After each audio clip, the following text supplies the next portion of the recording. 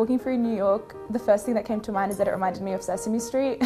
When I came here in January, it was freezing, it was -17, and in the afternoon there would be people just running around in their shorts. Falafel sucks because in Jordan it's amazing. I'm from Pakistan. I was born and raised in Jordan. Hungary. South Korea. From Nepal.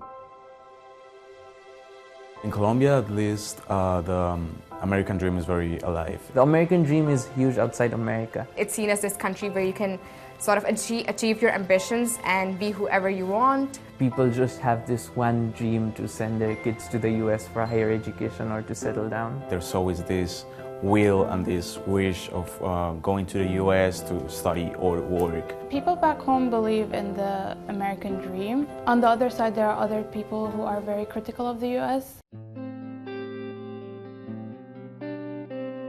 Going through some places, I've noticed there's a division between people of different socioeconomic classes. So we went to this area called Compton, and there were people living in the streets, and it didn't look like an ideal American dream. Completely populated by homeless people, and I could not have imagined that this can exist in the 21st century. There was such a huge difference in the way people lived. You see how the rich just get richer and richer, and it's a cycle of poverty. You see people on the streets being homeless, and that isn't being addressed as urgently as it should be. Like, people go to America, they think they've made it, but like seeing that huge contrast in 7 blocks, I think something has to be done. It is crazy, even within New York City, the amount of homelessness that I experienced.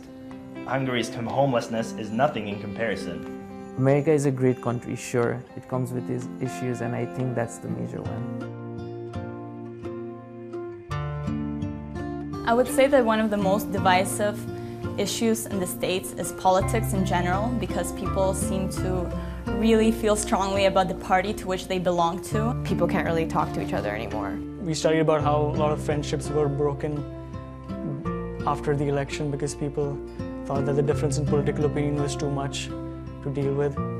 And this, I think, is a bit sad.